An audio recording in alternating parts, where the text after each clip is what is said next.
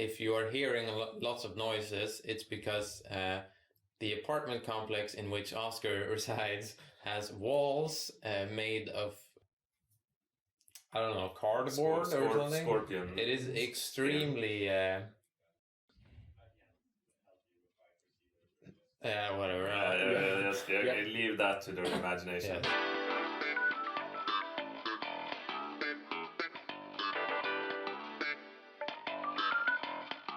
I don't know which episode it is. 45. This is episode 45 of the Sting of Time thing, and we have watched the Scorpion King, and we watched it again with the I want to say developer commentary, but it's called a director. The director's commentary, Chuck Russell. Yes. Because Markus wanted to see. Yes, as you've noticed, yes, Markus is back, and he is now, for the first time, probably not rendered in 12 FPS. Yeah. If the camera settings are correct. But we don't know. I'm amazed at the quality of the intro you're able to do after 45 I have had a lot of practice, but you usually do the intro. Yes. Do you remember what episode number you were on? No. 20 something? No, was it earlier? It feels earlier, maybe like the teens. I feel like you were pretty close to Frederick. Yeah. Or maybe I'm making that up. I was after him. Yes. Yeah. So it's been a while, and Oskar has, in that while, become incredibly accustomed to the showbiz ways. Yes, right. I'm a regular old show business. All right. Regularly accosted. What? I don't want to talk about that on camera. Yeah, so we watched the movie with the developer commentary track, which or director, depending on your yes. of viewing the world. It should be noted that you expressly stated that you would only return if we did so. Yes. I did not say that. Did not say I would only return if yes, you did. You literally said so. You said, I will only do it if we do did it I? with the... Yes. I think I was pretty sure I said, sure, I'll do it, but can I make a request? In my experience, that whatever you say becomes the truth in such matters. So I can, in retrospect, say I would have returned. If you had said, no, we should watch it normally, I would have also done it. So I'm sorry if I blackmailed you into this somehow. Apology I did not mean to do that. I will say that I think it is an easier watch. It went by very fast in a way that I did not expect it to. Yeah, considering technically this is one of the longest watches yes. we've had, because we also watched the entirety of the Blu-ray's extra features. That did not go by very fast. No, that was terrible. It was kind of, It's funny you say that, because I think it was bad for you. Yeah. But anything that has a hint of new things. Yeah. I was really excited about the fact that I could see that Stephen Brand, the actor of Memnon, was wearing gloves in one of the behind-the-scenes interviews. And you only saw them flash by in maybe a millisecond. Yeah, that's one of the things. It's like we're watching it, and I have thoughts, and I start saying something, and I'm like, you have thought the same thing 5 times. We are not interested in your thoughts, Marcus. We are only interested. And you're like, oh, check out this detail on this sword. Oh yeah, dude, this is a different cut because you can see the grain of sand is actually here instead of there. Yeah. Oh, I will say though that deciding to watch the behind the scenes. We have postponed that for a very long time. I think there was talks of us doing it with Jonathan for some reason, but it didn't happen. Okay. Because that was we didn't watch it in person, I don't think. No, that was a different timeline. Anyway, I had been convinced that it wouldn't be that much stuff, like of import, but the behind the scenes footage has the Michael Clark Duncan getting knocked out. Yes. Multiple angles. Yes, multiple angles extremely of it. Clearly, and like indisputably, it's not a word. In undeniably, that it shows that Michael does not, he leant forward. He did a mistake, like, he messed up his choreography. Yeah, they say he was meant to be leaning back, so maybe he was... But it's so weird, because it's not, the third... I'll lay it out like this. It was an elbow. He's elbowed to the face, which is way more severe than what it has been described as being. B, it is not, because I thought it was like, in the heat of the moment, the third strike or something knocked him out.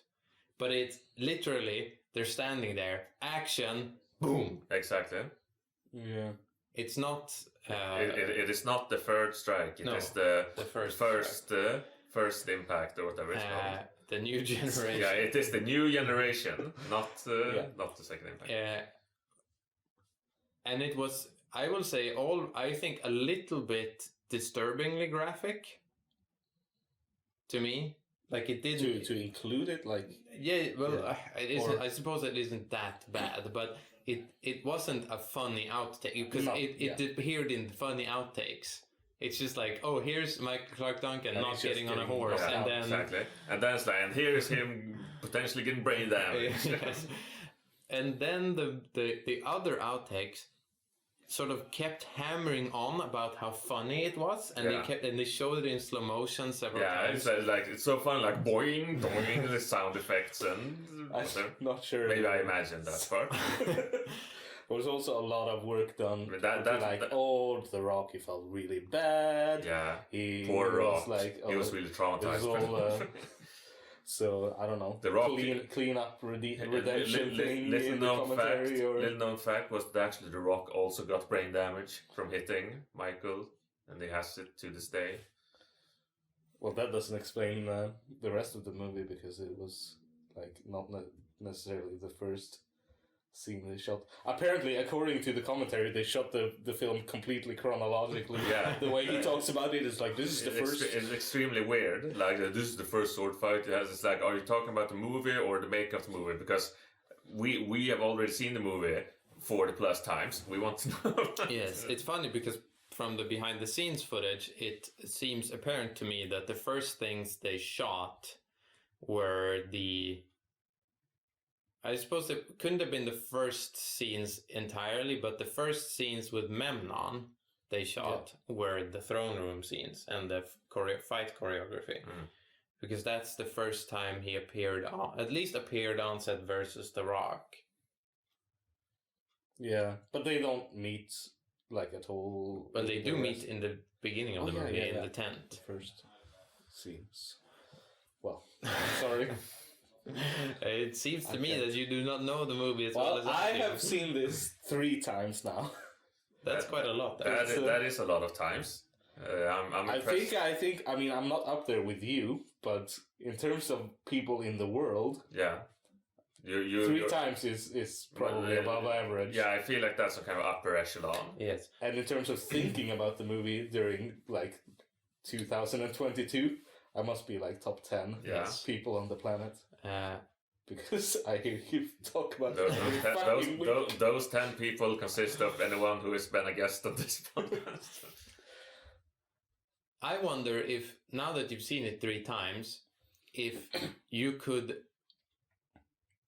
go back and rewatch episode 3 of The Sting of Time and have a certain connection to that specific episode. Yeah, maybe. But I have... That's a funny thing. Yeah. If you, a person at home, stumble upon this playlist of not yet been recorded, but as to be 52 episodes of The Sting of Time, you could start watching The Scorpion King once a week and follow along. Yeah. It's like a book That's club. A great other people can experience this in the future. And it will feel like they have friends to do it. Yes. I'm not sure that's what it feels like. Parasocial relationship.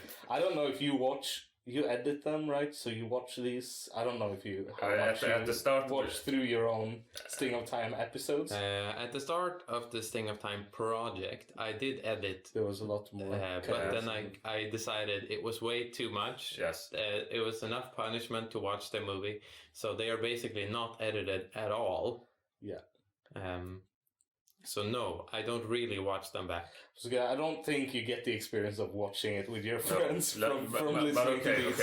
If when this project is completed, Why do you say that? Well, the thing you talk about, so it's interesting because if you say, okay, these two, they're watching the Scorpion King and they record it, you imagine that this will contain a lot of talk about the Scorpion King somehow. Why would you assume that? And it does, but not in a way that's very easy to follow because you're so familiar with it and you get into it into weird ways and you talk about random things. I'm speaking about if someone were to do this, watch it once, watch episode 1, watch it twice, then they would obviously be compatriots with us at that point. Maybe. So I suppose they would have missed, because we do talk about the movie every time we watch it as well. Yeah. It's not like we watch it in silence. So they are missing about the bulk of the conversation. They can talk to themselves while they watch the movie. If you don't have any friends, just talk to yourself. Well, I guess what I mean is you talk more about watching the movie than you talk about the movie. The movie. Mm. Well, we have said a lot about the movie already. So it's even if only 20% of the conversation. It's probably not a lot to say. But I feel there is more, compared to saying more about the movie, there is more left to say about the watches that we do that have not yet happened. Yes. Sure. Which is probably also why we usually now, on the Sting of Time, mostly talk about what are we going to do for the rest of the watches, which we didn't really talk about before. Mm. In some ways, I'll say that this watch, or any watch that is very behind the scenes, is almost forces out more contemplation about the actual movie than watching the actual movie does. Yeah. Well, I can say this was very disappointing. This commentary track does not give any insight. You didn't feel like because you said that you wanted an explanation for this. The thing about the Scorpion King, it's not. It's a terrible film. But it's a terrible film? Well, I mean, relatively, but it's not like The Room or whatever. No, like it's proficiently put together. Yes. It's not like you watch something that's really bad and you have like an explanation. You say, yes, this is terrible because this was made by people who have no skill. And there's no like question to what happened. Here's like this is quite a effort to put together professional movie that they made. And it's like, but why? Who wanted to tell this story? Why? I think there's an argument to be made here for the Scorpion King not necessarily being. Well, it is proficiently put together, but it's also just sort of boring. Yes. And B, lots of things in the movie that feel like they don't make sense if you think about them. Because I think that adds to a movie being bad in a non-fun way. Are things that were cut out of the director's cut of the movie. Yeah. The whole prophecy thing. The sort of supernatural element in the movie. That's cut out of the movie. So you have a boring movie that doesn't make sense. And I think that is what kills it. But that's something you could talk about in this sort of director's commentary. Yes. Like, we made these, we had to cut these for these reasons. This is why I get the impression that Chuck Russell is... Well, I think he might personally care, because it's hard to say. But I feel like this director's commentary is extremely corporate. Yeah. And it's him. He's not going to make a fuss because he wants to keep working. Yeah. And making shit like the Scorpion King. Like he's not going to joke around or whatever. Yeah. Like make some jabs. Like it feels like he feels more like some kind of news anchor or whatever. Like, hello and welcome to the director's commentary. I am Chuck Russell. I shall now read the like that. I also think it's interesting that he has sort of a meta perspective on the movie, in that he's thinking about the movie sort of from a Hollywood business perspective, not necessarily in like, oh, this is a movie that's gonna make so much money or da da da da. He's like, he talks about how you could interpret it as if he's talking about this sort of action star and action movie, action adventure vehicle, you know, is lacking. It doesn't exist anymore, really, because I could sort of buy that perspective that the late 90s, early 2000s, the Schwarzenegger movies type Stallone stuff wasn't really as prevalent, you know, not as many Bruce Willis movies, that kind of stuff. But he doesn't talk about it as if he's personally very, you know, I just really wanted to make one of those movies. He's like, there's a hole, and I think that The Rock is the kind of person that could fill this hole, so we're kind of making that kind of movie, so maybe in the future there could be more of it. Like it's a like super investment kind of thing. Yeah. I assume that's also like higher in the production from the studio. Like they have this Mummy 2 character that's like briefly featured, and they're like, oh, can we make more of this? Can we make this into something? Yes. And I mean, getting The Rock to do. I mean, sort of. There are more Scorpion King films than there are the Mummy. We do not speak. But I don't think Universal owns the rights to the Scorpion King. I think Vince McMahon bought it, and I think they are made by the wrestling movie thing. All right, that's something. Oh my God, who is the king in the Scorpion King 2? It's Ron Perlman. Yeah. Oh, yeah.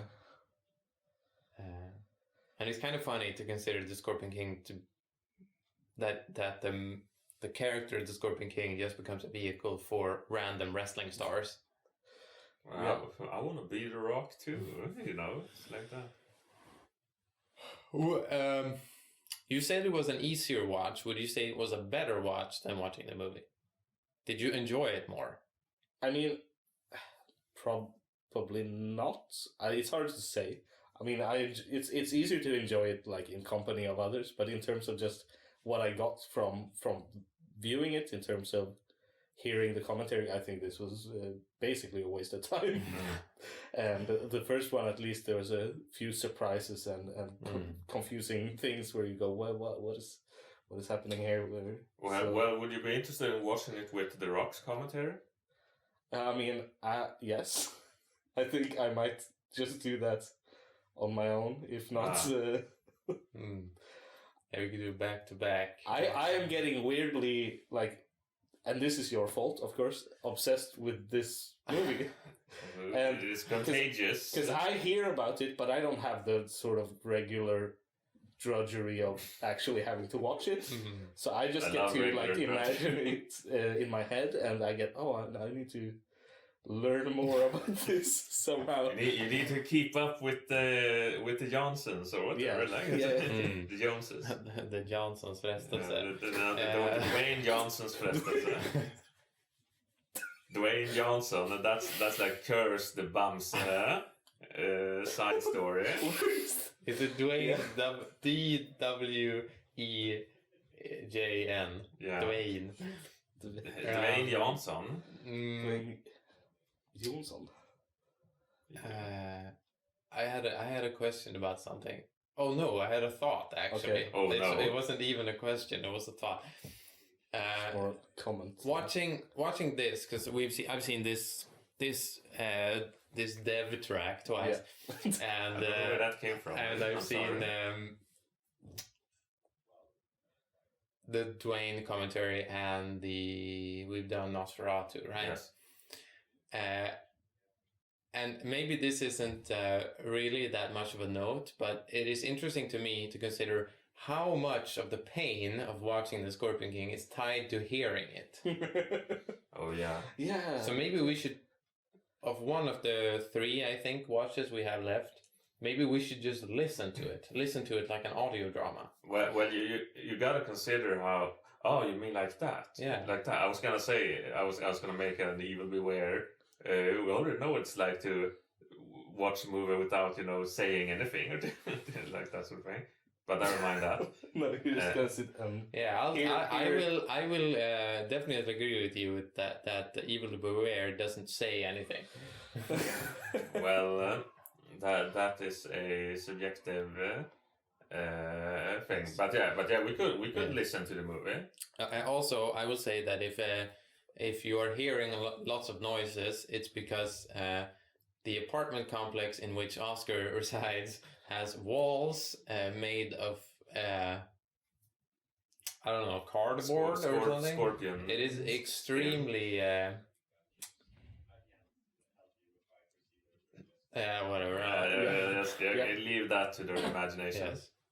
Only people who have dwelled into my lands know. So another thing, what it's like. So you had the replacement soundtrack / sound, like your weird. The edit. Yeah. Or is that editing the video as well? No, it's only edited the audio. Yeah. It's the entire so you can do the reverse. You can take all kinds of other films, cut together a matching thing to the audio. That is an interesting idea. I kind of wish we had this idea delivered earlier in the project. Sorry for lots of work. For the last. Maybe this is something we shall put in the vault for future projects, alleged projects. Yes. I did have a dream in which we had decided to do a Sting season 2, and we watched. And this is funny because it came to me in a dream. But I had 100% forgot that this movie existed. So I don't know from which part of my psyche it came from. But the movie John Carter from Mars. Oh yeah, okay. That's a Sting candidate. Yeah. So that came to me in a dream. Would you recommend that people watch The Scorpion King with the developer track number 1? No, I think there was no information revealed, nothing entertaining said. We did learn that Chuck Russell really loves exotic beasts. Yeah. Exotic beasts and classic Hollywood, and he also thinks action stars. The audience does not like to see them with girls. Yeah. That is something he thinks is... Girls are the worst. Yeah, sure. That's also his opinion. I only like action and stars and stars. Stars. Ja, bra.